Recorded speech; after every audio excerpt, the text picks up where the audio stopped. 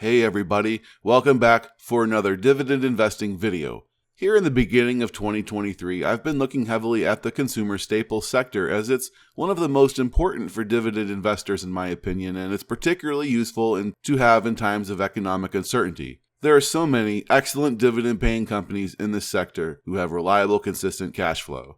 Today, I want to highlight 3 consumer staple companies that I believe are amazing and that I wish I owned, but I don't at this time.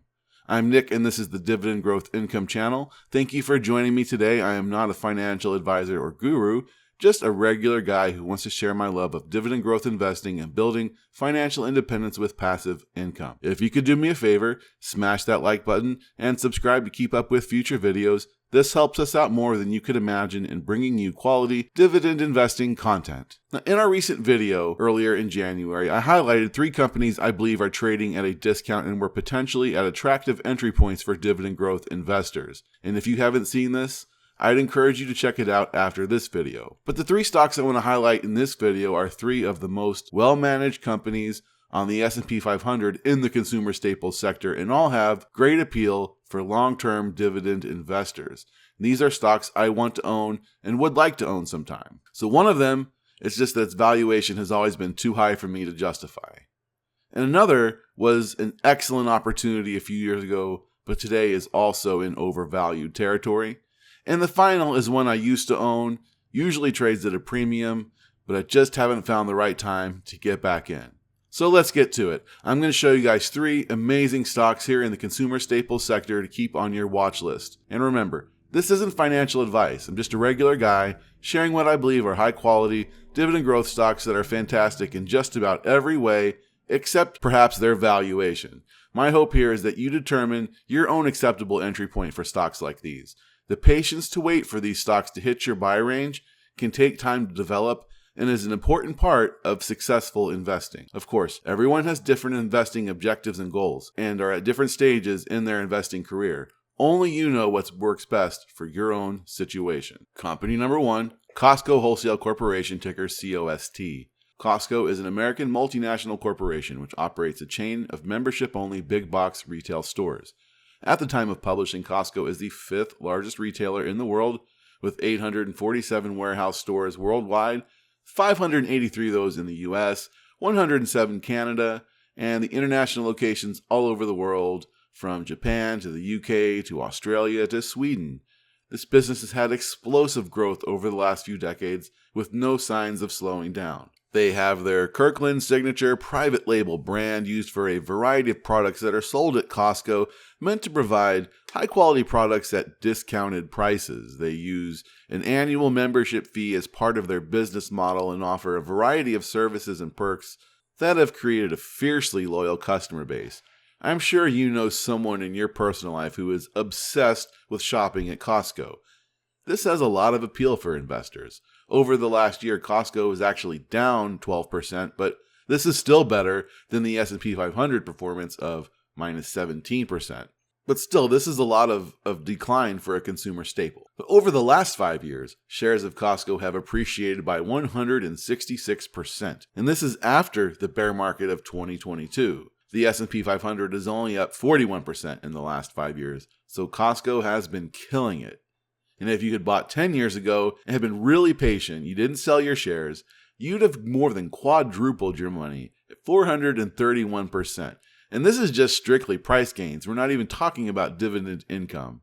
So this has been an excellent investment. One reason I'd love to own shares of Costco is they have more cash on hand than debt. They are incredibly well managed.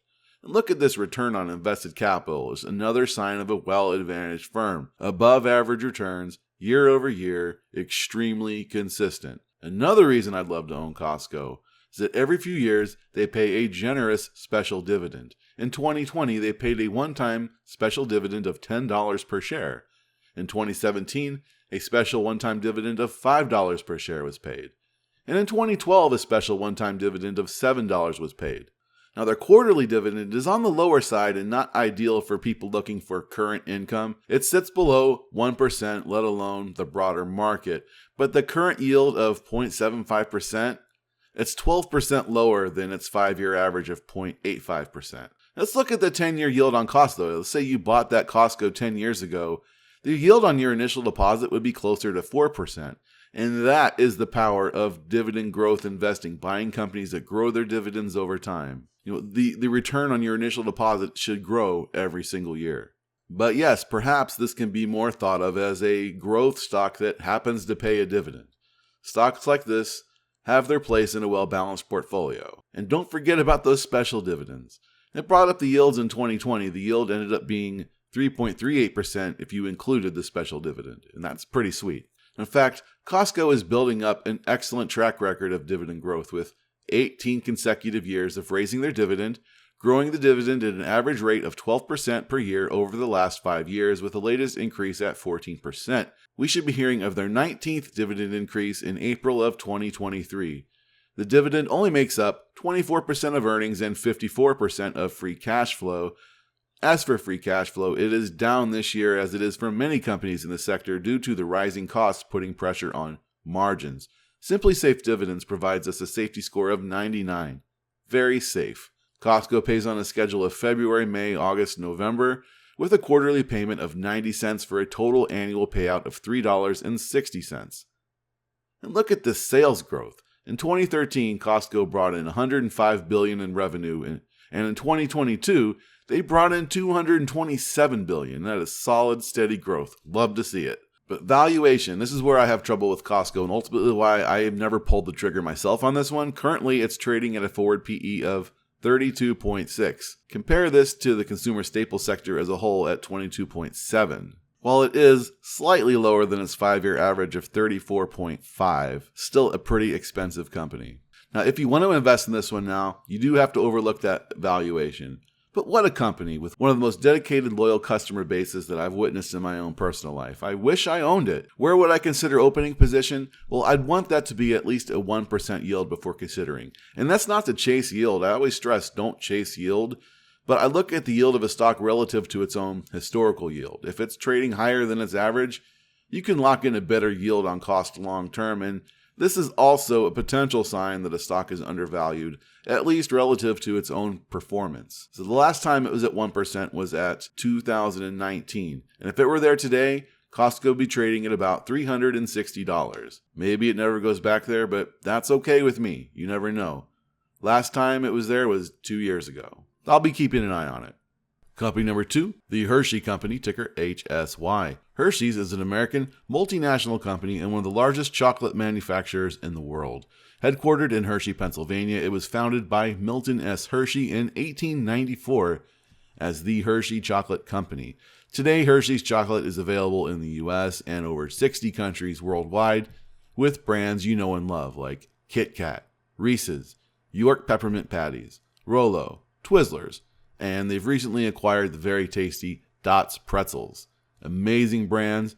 And look, I'm totally a believer in investing in stuff that you use in your day-to-day life. And confession, I have somewhat of a chocolate addiction. No judgment, please. Now, over the last year, Hershey's is one of the companies that is up, and they're up nearly 15% over the bear market. The 5-year performance for Hershey's is 98%, and that's more than double what the S&P 500 has done. In the 10-year performance, for those who really have patience, you'd be sitting on a 196% gain, also beating the broader market. I think this is one of the best packaged food makers on the market, and they certainly trade that way with a PE of 25.6, so it's in rich territory. It's 7% higher than its 5-year average of 23.7. Now look at the graphic, and you'll note that in 2018-2019 for a period, the PE was trading around 17 to 18 times forward earnings, and that was an excellent opportunity to build a position in Hershey's. And I was looking at it around that time, but I didn't pull the trigger, and man, am I shooting myself. Today, it's just not quite that same opportunity. Hershey's is trading at a 1.84% yield, and this is 13% below its 5-year average of 2.11. This is another sign the stock could be overvalued. It's really just run up. During that sweet spot there in 2018-2019, Hershey's was also flirting with a 3% yield. I'm going to go back to not chasing yield, but looking to buy companies like this when its yield is at a strength to its own relative performance, especially for a packaged food company like this. It's easy to see why this company trades at a premium. Think of the moat they have. When you think of chocolate, what brand instantly comes to mind? You know it's Hershey's. But man, this dividend looks rock solid. It just takes up 47% of earnings and 44% of free cash flow.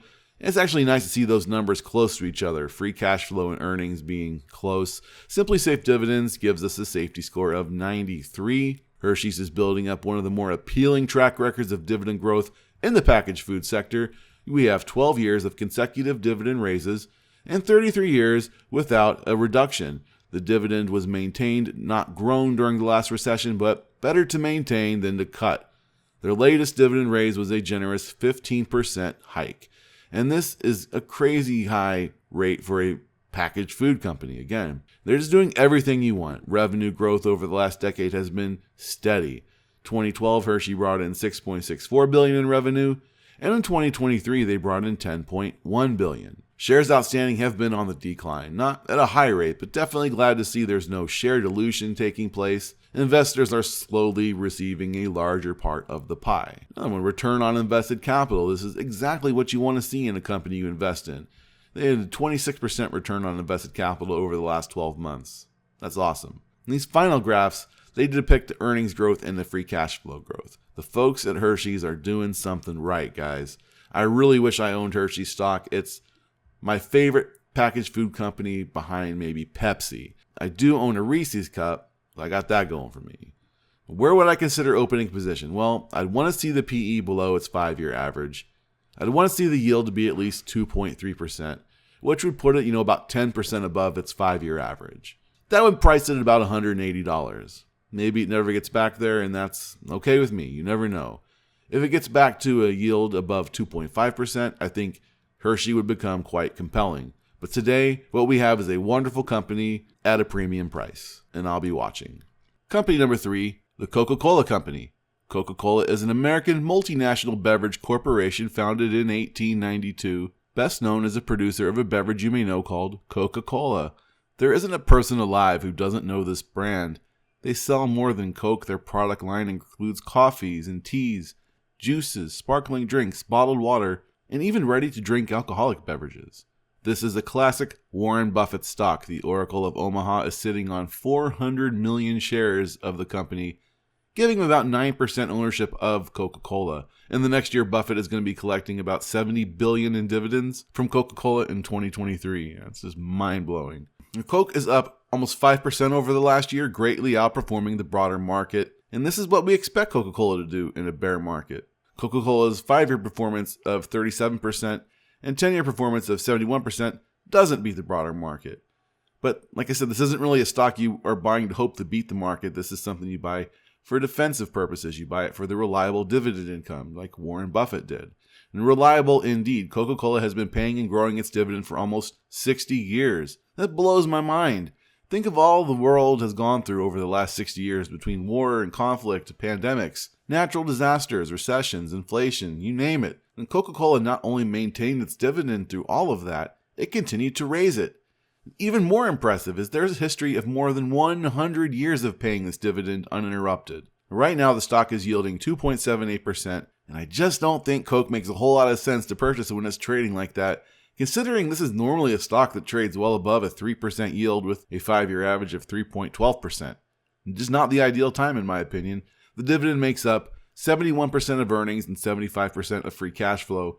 Those numbers are on the high side, but for a beverage company in the consumer staples sector, it's really not bad. It's pretty much business as usual if you look at that chart, typical for Coca-Cola. Simply Safe Dividends gives us a safety score of 80.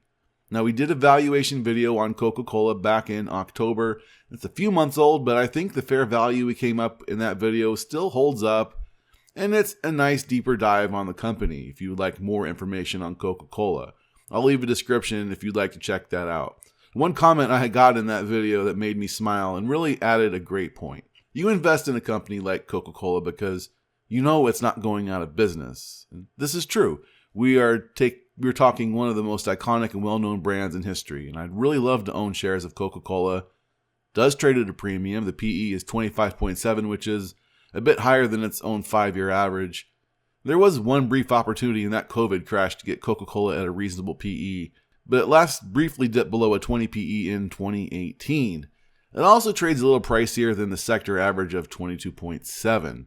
This is one I owned previously, but I had to sell it when I got divorced. Side note, if you're married and get divorced, you might be forced to sell some of your dividend stocks to settle your divorce. I do not recommend going through a divorce if you can avoid it. I'm considering making a more in-depth video on this topic to explain kind of what I went through, and as I think there could be some lessons there from my own misfortunes. But what would get me back into buying shares of Coca-Cola if Coke was trading at a 3.5% yield? That would make for an enticing entry point in my opinion, and that's $50 or lower. I hope it gets there someday, but if not, there are plenty of other solid opportunities, and I'll just wait on this one. Hopefully at some point in the next few years, I see an opportunity to own Coca-Cola again. I'd really love to own shares once more. And this time I won't get divorced and sell them. So, Costco, great company I want to own. I've just not been able to get my head wrapped around that valuation to pull the trigger. Hershey's is another great company I want to own, but I sort of feel like I missed the boat on that one, and I'm just going to have to wait for another chance. And Coca-Cola, used to own it, lost out on it. Great company I'd want to own again, but again, just not the right time. So I really think these are three ideal stocks that you want to own, but they're not necessarily buys right now for dividend investors. Of course, all our own individual goals are the same, and this is not financial advice, just to be clear. I hope you found value in this, and what I'm hoping it does is you think about patience and how it can be used to your advantage with dividend growth investing. Thanks for sticking around, folks. If you are still here, you can definitely smash that like button for me and subscribe. Also, if you aren't following me on Twitter, you can do so at Div Growth Income. I love connecting with you folks and talking all things investing. And for full disclosure, I'm not long on any of the three positions I mentioned here, but I will be watching them. I also encourage you to watch this next video, which does highlight some companies that do meet my criteria in the consumer staples sector. So until next time, guys, keep investing.